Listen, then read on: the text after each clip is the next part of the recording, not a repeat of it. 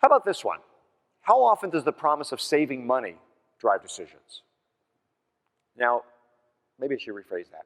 Here in America, are we known as a nation of savers? I don't think so. Credit card debt wouldn't be 3 times what it was in 1994 if we were. And you know what's really fun? I speak about 150 times a year. I'm on planes a lot. The other day I was on a plane, Southwest Airlines, reading a magazine. It's not a bad magazine. It had an article. On any given day, 50% of the American workforce is either looking for another job or wishing that they were. That's kind of a downer. The next month, I'm on another flight, different issue of the same magazine. Article, case study came out, factoid. At any given day, 72% of American workers are disengaged.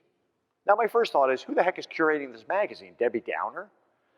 I need to listen to this at 32,000 feet to totally depress and disengaged workforce. But I got to ask you something.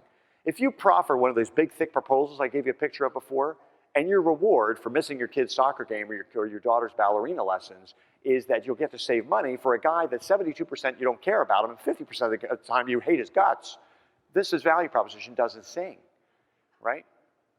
Nuts. Okay, how about rebates? One of my previous positions was a venture capital-backed firm doing rebate administration nationally for about 2 billion square feet of clients. I was the CEO and founder, ran the company for 8 years. It was still a very prosperous company. I stepped down as CEO back in 2008, or 9 actually.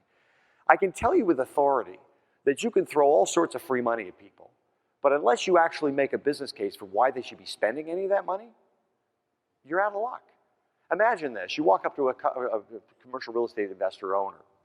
They say, we think you should invest in train solutions to improve the energy efficiency of your existing buildings in the middle of tenant leases.